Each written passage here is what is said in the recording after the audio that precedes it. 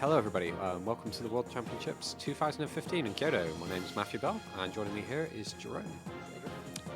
Good to be here, Matt. Here in Kyoto, Japan. That's crazy. It's the middle of the night for most of you back in Europe, and pretty early in the evening in the US, I believe. This is an amazing venue. We are up in the mountains of Kyoto, in the middle of a forest. It is absolutely gorgeous here. It's the perfect stage for the final competition of the 2014-2015 dueling season. We're actually going to get straight into the game, as it looks like our players are already sat at the table. And while they're just doing some shuffling up, we'll just walk you through the matchup. Jerome, do you want to take us through this one? So we've got a matchup between Matt Kalenda, you see him on the bottom, versus Akira Hasegawa of Japan at the top. What we have here is a matchup between Necros and Elemental Heroes, or Masked Heroes in this case. Akira Hasegawa has brought a very Japanese-styled Necros deck. This is not something that you have seen if you are unfamiliar with the deck trends of Japan and the other territories in Asia, but this is a fairly standard deck that you'll see over there. It has a greater focus on the rank 4 components of the deck, playing both Heroic Challenger Assault Halberd for extra special summons and searches, in addition to Gishki Chain, which you might not remember since it's one of those older hidden arsenal cards, but it's an 1800 level 4 water Sea Serpent, and when you normal summon it, you look at your top 3 cards. If you find a ritual spell or ritual monster, you can put one of them into your hand.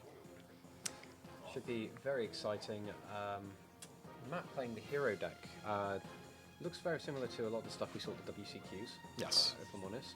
I'm genuinely worried about Matt's chances in this matchup because we saw in Dublin and a couple of times a defense mode Clausulus is a huge problem for a hero deck to get over.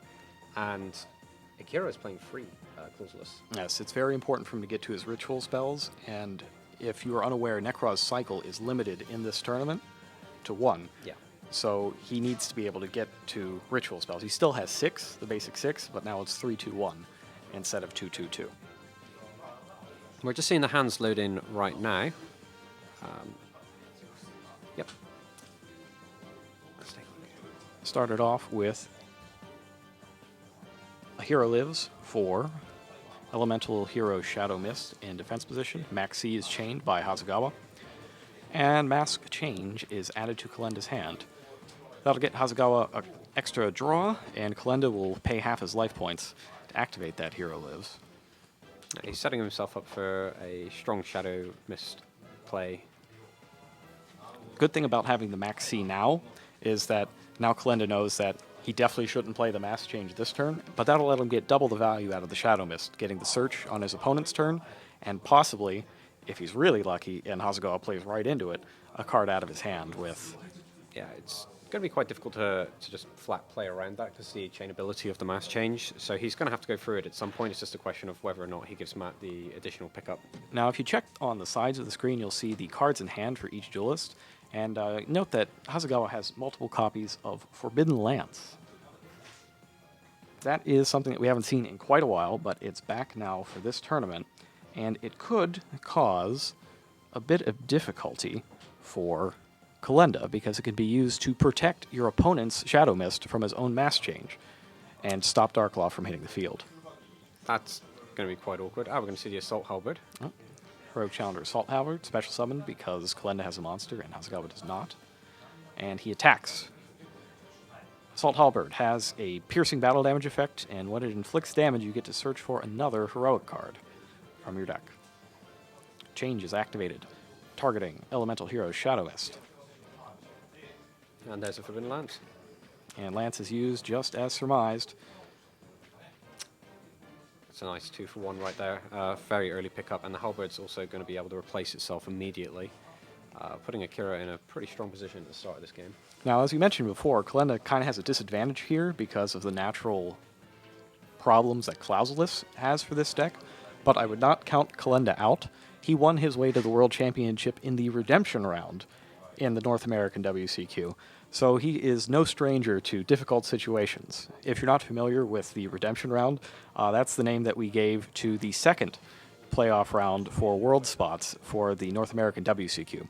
The top 6 players advanced to this tournament, so the way that was done was at the quarterfinals, the 4 winners obviously went to Worlds, but the remaining 4 players, each of them played off, and the 2 winners of those matches also made it. So that's how Kalenda got here. 300 damage due to the piercing. We'll see how relevant the life points are, especially after that early hero lives, halving Matt's starting total. And it appears he picked up a Bubble Man off of Shadow Mist. The second halberd is normal summoned in main phase 2. And that's going to get Hasegawa into his rank 4s.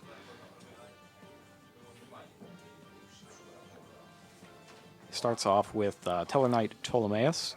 Basically, if you have nothing in particular that you need to do with your rank 4s, which is the case here, you go into Tellarknight Ptolemaeus. Also in main phase 2, or rather in the end phase, he attaches Stellar Knight Deltaros from his extra deck to Ptolemaeus, and that gives him 3 materials, so he's going to be able to rank up to a rank 5 during his opponent's turn if need be.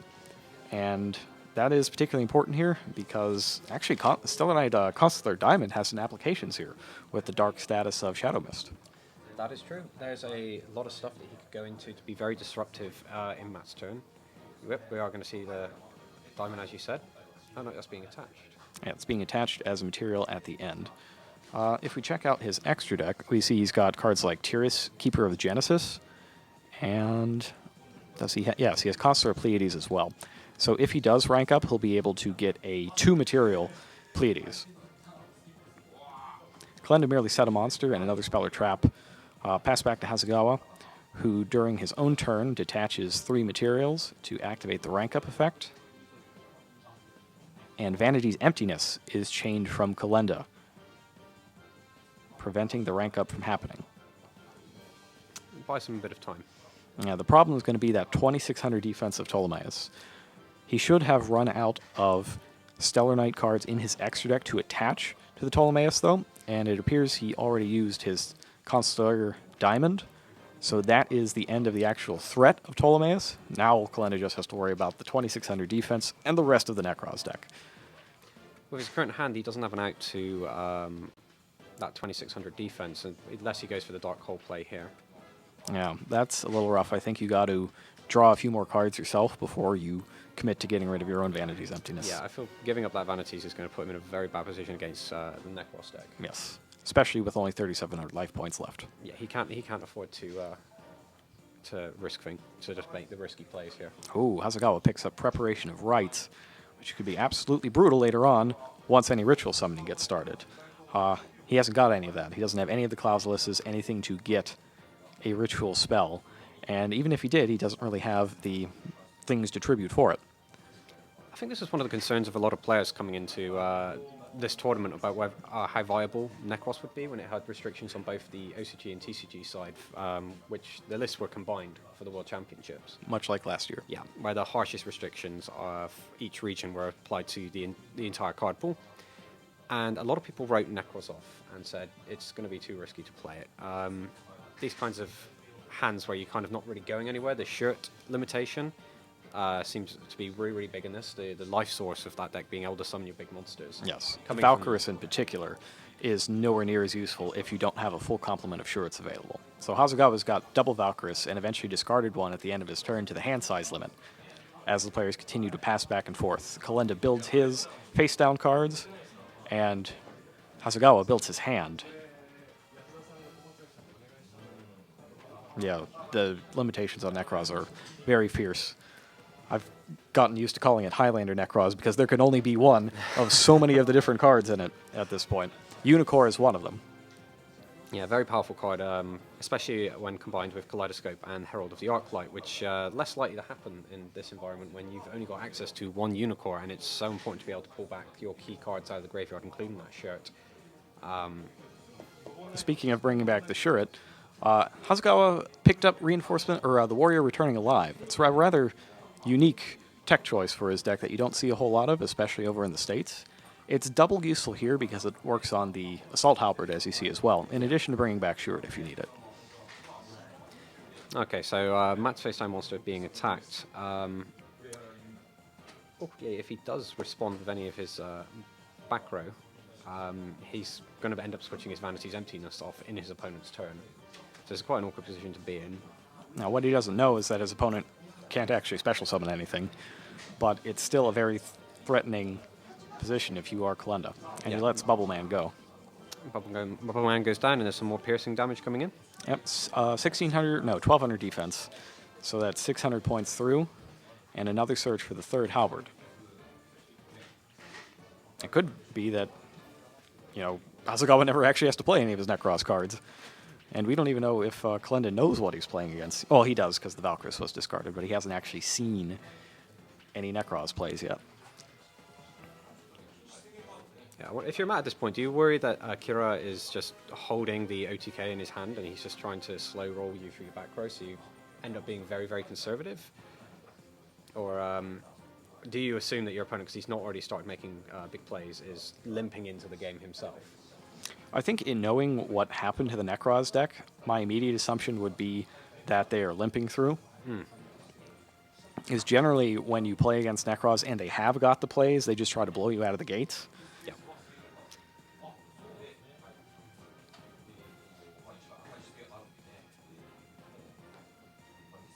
Landed down to 3,100, and we are in main phase 2 of Hasegawa's turn.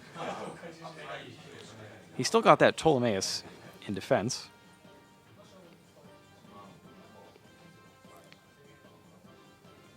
Checks his extra deck once again. Don't believe he has anything left to put on Ptolemaeus, nor do I believe he has any other Xyz play right now.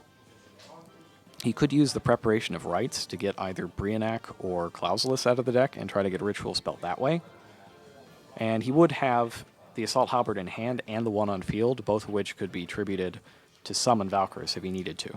And then he could use Valkyris effect to tribute off, some cards, yeah, if he wanted to. That deck.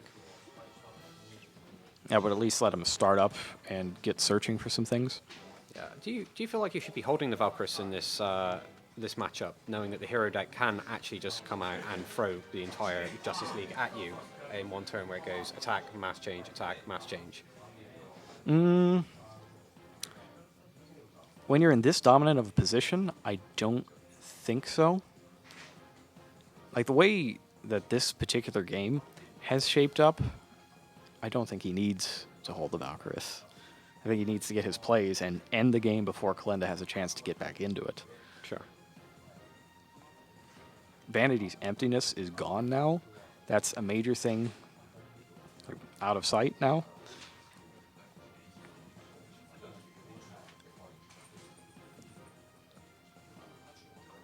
One of the biggest tar pits to try and get through as a Necros player is trying to get through the Vanity's Emptiness, as it does usually get a free pickup on one of your ritual mirrors.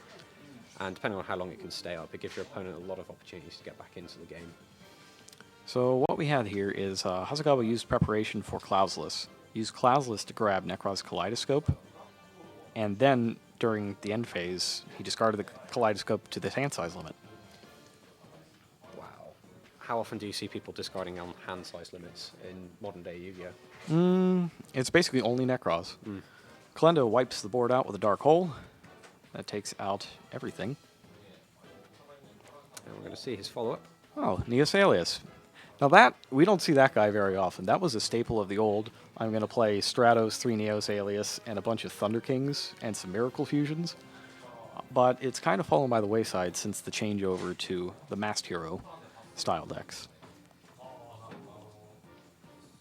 Yeah, really interestingly, Matt's not playing Miracle Fusions at all. We were talking about this a little bit earlier, that you have this really powerful late-game top deck. Obviously, it's a really poor card early game. But what are your thoughts on actually just playing the one Miracle Fusion in today's Heroes? Is it something that everyone should be doing, or...? I really think you should play just one. I think it's one of the biggest comeback cards that the deck has. The thing with Mask Change is that you have to have something on the field to use it. The whole point of Miracle Fusion is that you can be down to nothing and draw a Miracle Fusion and win. And that's something that you kind of lack if you're fully on the Mask Change version. So what we have here is a card was set after Neos Alias was summoned. Hasegawa, anticipating something, activated Max C during his Fast Effect response ability, and Kalenda has chained to that with Call of the Haunted on Shadow Mist to deny him the draw. Yeah, very smart play there. Minimizing the impact of that Max C. He's also, with that mass change, got the ability to dodge the Valkyries. Yes. Which is one of the really cool plays that heroes can make. When the Valkyries is activated, it has to negate the attack, and if you respond with the mass change, you quite happily just jump straight over it and continue in Comic Sans, hitting your opponent. Biff, pow, wham. All that stuff. All that good stuff. That's one of the things that people really like about the upcoming Cosmo deck from Clash of Rebellions is that the Psychic-type monsters, Farm Girl and Good Witch, can just bounce out of the way of anything like that. Oh, yeah. I really expect to see good things from that deck in the future. It's quite insane. Yeah, it's really cool, too. All right, looks like we are about shuffled up off of that search. And now it looks like Kalenda's finally going to get the chance to get a little bit of damage in. Now, I have to be careful because he wiped out Hasegawa's board. That makes the Kaleidoscope in the graveyard live to go search for more rituals. And as we've seen before, Necros decks can do a lot with one card hand and a bunch of Necros mirrors in the graveyard. Yeah, you just need one monster, something to summon. But Hasegawa's done a good job of keeping his hand size healthy, so much so that he's had to discard cards. Play passes back to Akira. After he's taken a couple hits here. Looks like 1,000 from Shadow Mist, 1,900 from Neos Alias. That puts him at 51 to Kalenda's 31. Do you chain the mass change in response to this activation of the mirror to get the Dark Mist? Yep. Dark Law, sorry. And he does. And there's another Forbidden Lands. He had double Forbidden Lance. He had that from the start. And Kalenda's thinking about chaining something himself.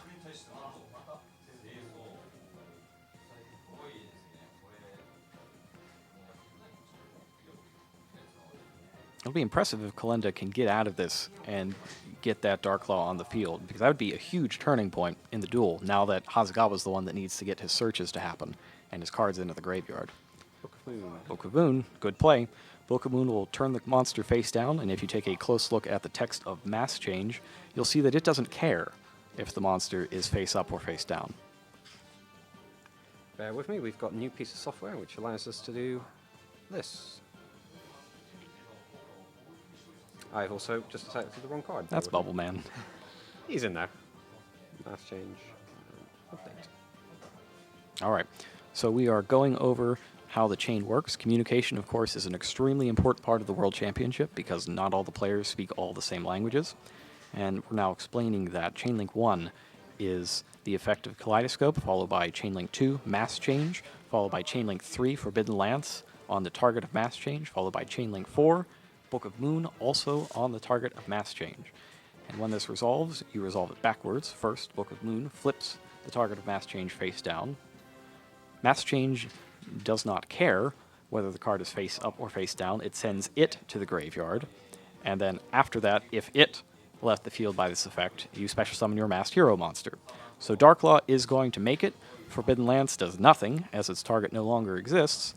The search happens successfully, and then after all of that is done, in a new chain, we are activating Masked Hero Darklaw's effect, which will randomly banish a card from Hasegawa's hand. That is brutal. And even if he gets to keep the Kaleidoscope at this point, whatever he sends with it will be banished before the Unicorn comes out. So you can't negate the effect of Darklaw that way. And really the only play here is the Unicorn play. You have to special summon the Halberd and then the Unicorn. Actually, oh, he's got a Gishki Chain too. And he loses Decisive Armor. Necros of Decisive Armor. I didn't see the Gishki Chain that he picked up for the turn. It looks like first we're going to get Special Summon. Though he's got a couple ways he could go about it. But the logical starting point is Special Summon Halberd while you have the chance. Next, he normal summons Gishki Chain. Top three. What is there? Just out of camera view, though. Can't quite see it. Gishki Chain, if you are unfamiliar with it, lets you look at the top three cards. You don't reveal them. So that is information that only Hasegawa gets. And looks like he put them back without grabbing anything. He whiffed. Wow. It is entirely possible to miss, and you put them back on top of your deck in any order. So even if he misses, he still gets to look at his next few cards. Yeah. Providing he's not activating any more search effects. Right. Which he's probably... There we go. We're going to see the Exton Knight. 2 level 4s for Evil Swarm Excite on Knight. And he banishes the Gishki Chain to activate its effect. Loses Mystical Space Typhoon, Dark Law, Call of the Haunted. Everything is gone, but no more damage this turn. And this is the exact reason why you need cards like Miracle Fusion, so that you can come back from these plays. Yeah, Exton Knight, Exciton Knight is most likely to be a very, very powerful card with a lot of expected Cliffwort decks this weekend. Yes. We've seen many, many times the Book of Moon flipping the Evil Swarm monster down while he just sweeps away absolutely everything from the opponent.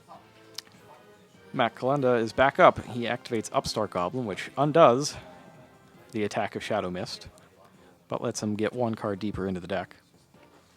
And you kind of have to play cards like this if you're going to live as close to the edge as possible, like Kalenda has. He's running on very, very few monsters, and he only has 1 reinforcement of the army available. Yeah. And he's not... Oh, he's got 2 emergency calls, yes. He's maxing out on his consistency cards. He wants to get through his deck and get to his strategy as quickly as possible. That's a normal summon of Bubble Man. We saw Solemn Warning drawn. And the 3rd Mass Change. That's going to get him 2 Masked Hero Acid, which destroys all the opponent's spells and trap cards, and lowers the attack points by 300 if it does.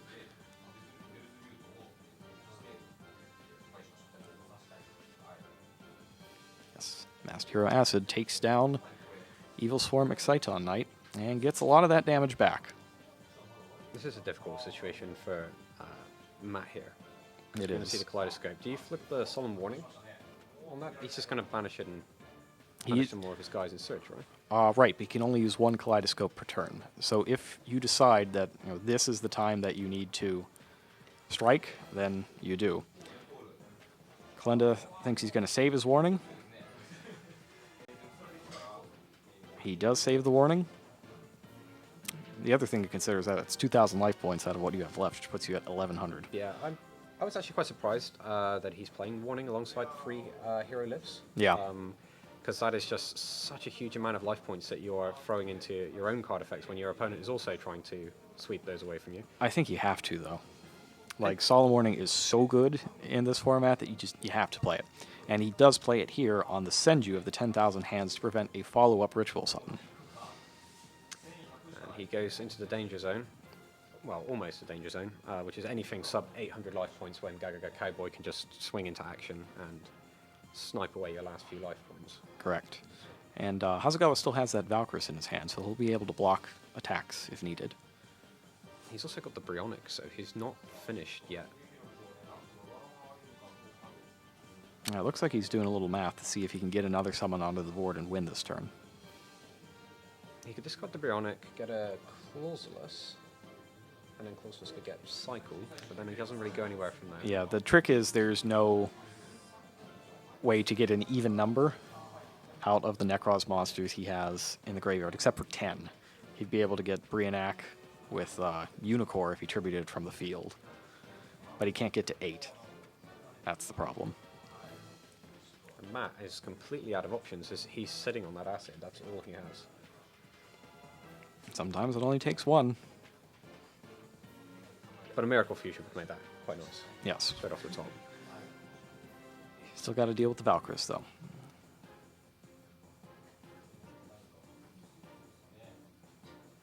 Good thing about Acid is that the Unicorn doesn't really matter at this point. Yeah, it's just negating something that's already... It's just there for its attack at this point. It's not doing anything fancy.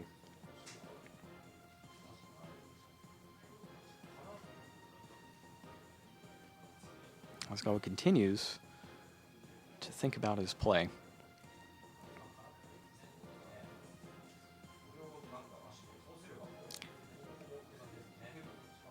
I wonder if he is considering running Unicorn into Acid to bring back his searches. So he can start getting some more ritual mirrors to make some plays off of. Yeah. That could be what he's thinking about here.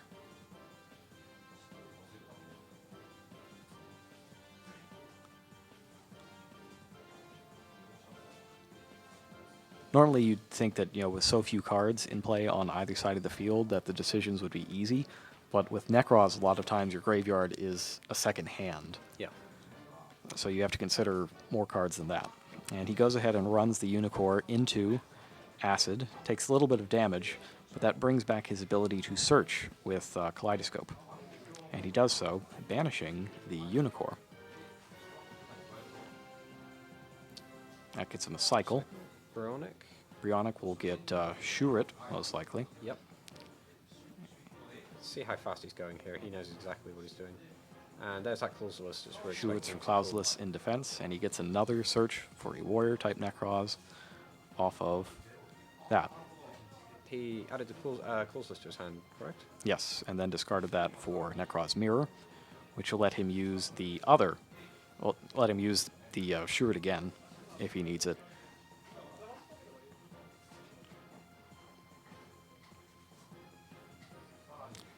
He does so, banishes Shurit, and now both are on the field, and Kalenda needs to be careful with leaving his monster in attack position. Haven't seen what he's drawn, but this is a terrible position to be in. Even just switching his monster to defense mode, he would still lose because Clauseless has enough attack. Okay, the back row card might be enough to ward off Akira. Yeah, Acid has 21. And he does not keep Clauseless in attack position because it is pretty much vital to him ensuring his own win. And Hasegawa doesn't know that his opponent doesn't play Miracle Fusion. So you need to make sure that there's no chance that a normal summon monster is going to take out Clauseless. Yeah, if the Clauseless is his insurance policy here, absolutely. Being so powerful against any of these fusion monsters, just because you can just use it in the damage step, which is where it's so hard to respond to. Yeah, because it changes the attack of the monster. We still don't know what Kalenda's picked up, but he's looking through his extra deck. He comes up with Goblindberg, and then crashes it into Valkyrus. He's had enough of this game, so he ends it himself. Yeah, there's some glare on the cards, so it may be a little bit difficult to see. I've just been told that they are working on it, and we're going to hopefully a little later have that sorted out, so we'll have less glare on the cards for you guys.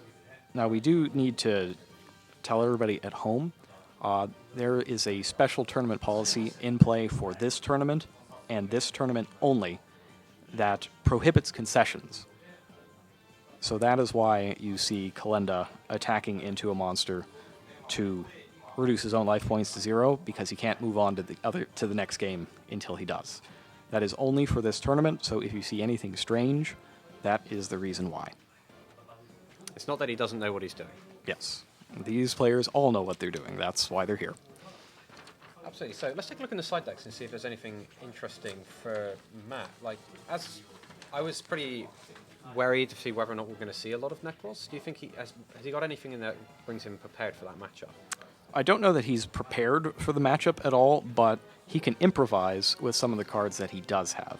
Imperial Iron Wall, for example, is very useful against Necros because it stops both the mirrors, but also the effect of Trishula. So Necros Mirror banishing from the graveyard, Necros Ritual spells being banished from the graveyard to search for more things, and the effect of Trishula, which actually Hasegawa plays 2 of. He plays multiple copies of Trishula. Yeah, very nasty card to get hit by. Other things you could do, if you think there's going to be a flurry of special summons, you might play Max C, but I don't know that that's as likely in this format. It's very easy for the Necros player to just stop, especially when he knows you're not playing Necros yourself. So right. It's not like he's going to get Trishula back, so he could just stop his plays, and he has very, very big blue monsters in the way. And the other thing with Hasegawa is that some of his special summons don't even start a chain. Assault Halberd, you have to guess whether or not your opponent is going to special summon if you're going to use the Max C, and that can get you in big trouble. Now, one interesting choice I think might be Ghost Ogre and Snow Rabbit. Kalenda's got a full set of them in his side deck that he could bring in to try to deal with the Clausulus. If he can get his opponent to use it outside of the damage step, he can activate Ghost Ogre to destroy Clausulus. Our player's just getting shuffled up again for this next matchup. Ghost Ogre, very interestingly, we were going through a lot of the deck list, and it's almost present in every competitor's deck in some form, if it's in the side deck or the main deck. Yeah. Seems to be the big card this weekend. The anticipated matchups based on the FNL list for this event, I think most of the players anticipated that the strongest, air quotes, individual decks would be Cliffort and Ritual Beasts. And if you want to play going second against Clifforts, it helps a lot to have Ghost Ogre in your side deck to be able to take out the Cliffort Scout before your opponent can really do anything with it. You could also take out Canahawk in the Ritual Beast matchup so that your opponent at least can't start their fusion loops. Yeah. Right, let's see how this goes as hands draw in. We're seeing Ring of Destruction, Mystical Space Foon, Oasis of Dragon Souls coming in from Matt so far. Matt going second. Hasegawa goes first with a Senju of the 10,000 Hands. That gets you a ritual monster from your deck to your hand. And Hasegawa goes with the one Unicorn, which he then summons out with Necro's Kaleidoscope, sending Herald of the Arclight to the graveyard. Herald of the Arclight, when it goes to the graveyard, doesn't really matter from where, except banished to graveyard, but that's in the rulebook. Gets you any ritual monster or spell from your deck, lets you put in your hand. And he grabbed his one Necroz of... It looked like... Oh no, he already started with Necroz of Brionac. This is an incredible start for Akira. Very, very powerful. He's got the multiple searches access. He's got a rank 4 play open to him. And his whole deck of options is open up to him right this second. And he started with the one Shuret in his hand, which is very helpful. And if he didn't and he went second, he also had the Heroic Challenger in his hand. Hasegawa just had a really fantastic opening. Matt's hand's not too shabby either. He has removal for any potential back row cards. Unfortunately, Akira not playing any here. He does have a Shadow Mist and Mass Change, so he can get a search off of this. He's got Oasis of Dragon Souls to get him an additional Mass Change after he's used his first one. So he's also got plays open to him right now. Yeah, I like Kalenda's hand here. It's definitely a workable hand. Having Ring of Destruction really helps, because whatever is going to be brought out by the Ptolemaeus needs to go fast. Yeah, and again, it's really interesting some of Matt's choices, because he is playing 3 Hero Lives and he's playing Ring of Destruction and Solemn Warning. He doesn't have enough life points to activate all of the cards in his deck, so he's not planning for this to go extreme late. Right. His deck's just not prepared for that. He starts off with a normal summon of Shadow Mist.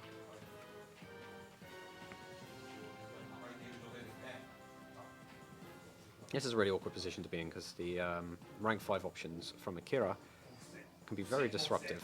Rank 5. How about set 5? Summon Shadow Mist, set 5. Set 5 and go. Now we'll see if Hasegawa picks up the next material first.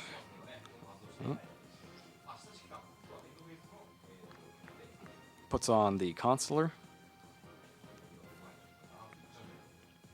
And then in the same end phase, Yeah, we're seeing a we're rank going to up. bring back Pleiades. There it is, Consular Pleiades. And he can actually still use that now if he wants to, say, knock Shadow Mist off the field so it can't be turned into something. And that's exactly what we're going to see, I believe. There's no way he would just use that effect on a random back row card. You would never blind Pleiades. I would say he's a row. brave man if that's his play. I would not do that. Shadow Mist is the smart play and the one that Hasegawa makes. And it's back to his turn. There's Gishki Chain again. We'll see if he has better luck this time.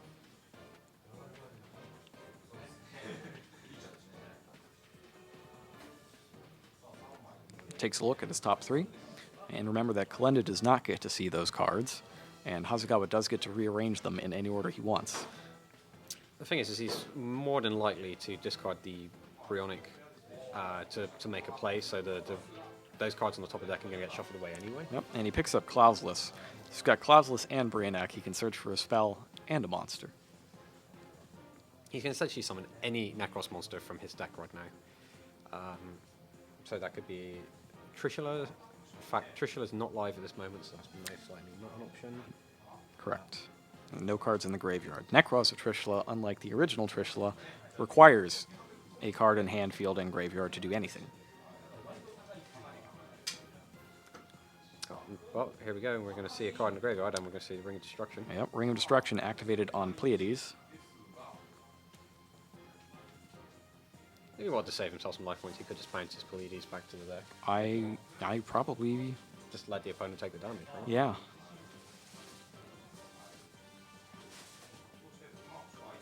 Yeah, okay, he is going to do that. Bounces the chain so that he can reuse it. And he's now opened up his graveyard for the extra mirror search. Correct. 2,500 to each player.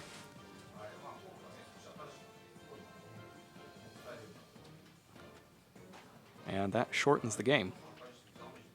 Ring of Destruction, I'm surprised I haven't seen more of it since the errata for the card came out. I'm pretty surprised. Ring of Destruction seemed to me like it's clearly still an extremely powerful card. A lot of people just sort of read it off. And I thought that was a little bit crazy when I was looking at deck list going, why are you not playing Ring of Destruction? I think what happened is we saw a shift away from monster destruction to monster effect negation. Yeah. Spaces that used to be spent on cards that destroy other cards started to be filled with Fiendish Chains and Effect Veilers and the like. So Ring of Destruction was likely a casualty of that. Most likely. But we're definitely seeing it again this weekend. Yes, monster removal is more valuable in this particular format because you're expecting things like Ritual Beasts that need to keep all of their monsters on the field to be popular. And the burn effect is still very, very relevant in the Cliffort matchup as well. Being able to just... It is, with the low life points. Just remember that you can't actually beat your opponent with Ring of Destruction unless their life points match the attack of the monster you want to destroy. Maximum stall points awarded to you if you set the situation up for the exact ring for game. Brionac is discarded to search for Necros of Trishula, and then it's banished along with Kaleidoscope to search for another Necros Kaleidoscope. A Necros of Kaleidoscope doesn't have to send something from the extra deck. You can send a card from your hand as well. Yeah, usually sending a shirt to get any kind of ritual summon, because you don't really want to give up your Necros mirrors to ritual summon using monsters in your hand. Right. Especially when you can use your whole graveyard as a resource with Yeah, that card. And that cycle, defeats the purpose. Yeah. Cycle, you probably don't want to be summoning from your hand either, because... What's the point? Yeah. Kaleidoscope is generally your best option with this.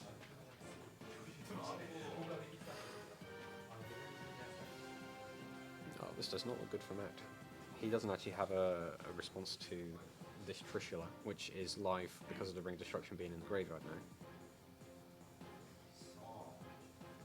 now. Kaleidoscope is activated. Oh, He wow. sends a level 12. That's Barbaroid, the ultimate battle machine. Sent to the graveyard to summon both Trishula and Clausulus. And he loses his Shadow Mist, and his Forbidden Lance, and his Ring of Destruction, and his mortal enemy Clausulus is on the table. Oh wow! And the shirt is still in the hand for a. If he does clear the Trishula out, you could just see it coming straight back with a cycle. He's also got Assault Halberd. Oh, Kalenda picks up Darkhole. The one card that could get him out of that one. But he's going to get him right into another situation this time around, as Hasegawa has access to all of his ritual spells and Shuret. Yeah, this is going to get hairy for Matt as he just tries to hold on for dear life here. Well, he can't get double Trishula this time around because he doesn't have any cards in his hand. Trishula is banished along with Kaleidoscope. And Necros Cycle is the choice.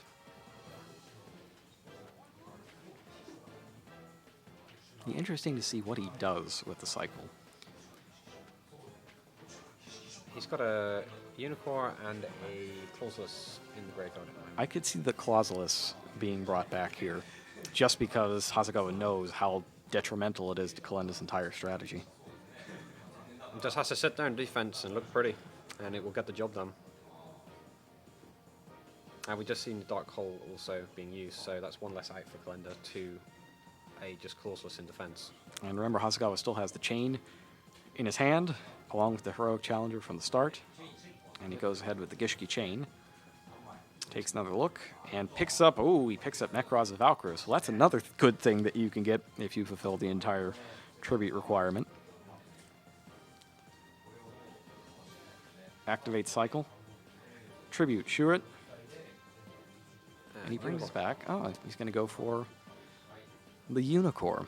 And then search his deck for a warrior type ritual, which is the other classless. I want to say that's all 3 classless. Yep, that's all 3. He had one he used for searching earlier, one just got destroyed by Dark Hole, and that will be the 3rd one. So I didn't really consider this before, but given this particular situation, I wonder if Kalenda sided in Mirror Force. He's got a couple. He may have brought them in against this deck, but he hasn't drawn it. Yeah, I don't believe he's drawn it. We know he's got an Oasis of Dragon Souls face down, Mass Change, which he can't use. Right. Trying to remember what the last card was. I think it was Mystical Space Typhoon? Yeah, Mystical Space Typhoon, which is dead in this matchup. He didn't side it out.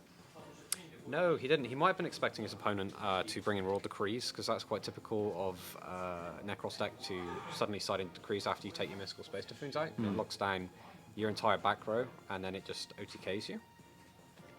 Is that even a possibility? Is Hasegawa playing with Royal Decree? Yes, he is. He's playing 3 of them. So Okay. he could have pulled them in, but we won't. I don't think we're going to find out in this match, Matt. Yeah, Matt knows he's down. Yep. Hasegawa attacks. Kalenda draws, simply passes back, and 2 attacks come through. Hasegawa finishes it off. So Matt Kalenda runs into a rather unexpected matchup in his first round. There's actually not that many Necros players in the tournament, but the choice pays off for Akira Hasegawa, and he's starting things off 1-0 Yeah. in the 2015 World Championship. Do you think there's really anything that Kalenda could have done differently there? I don't, honestly. I feel like he was just at a mismatch disadvantage. Yeah, and we did see just for a second there that he had the Mirror Forces in his deck. He just didn't pick them up. It's just rough when you run into that in the first round. Yeah, there wasn't really anything else he could do that was different. He was just going to get outplayed by the fact that his deck's at a massive disadvantage to Clauselus. The Necros deck, very, very powerful. That hand from Akira at the start was absolutely absurd. Oh, yeah, that was real good, especially going first. That's pretty much the best you could get. Gishki Chain was pretty good if you're back home and you're just seeing Gishki Chain for the first time. Go ahead and give it a look. Check out the card database at yu-gi-oh-card.com. You'll find it under the gameplay section. And just look around at some of that Gishki stuff. It's been floating back and forth for Necros decks for quite some time now. And maybe it'll give you some ideas on how to modify your deck in the future. Yep, as we just saw there, Necros still a thing, even on this stage. Hasegawa of Japan starts things off 1-0. For you guys at home, we actually are playing 5 rounds of Swiss today for the all-age bracket, and 4 rounds of Swiss for the Dragon Duel, so that's just one of his 5 matches he's already won. If he goes 4-1, that's pretty much a shoo-in for the top 8, what we got to for tomorrow. Well, we'll see. We don't want to make any predictions that we can't cash. We'll be back for round 2 in a bit. Don't go away.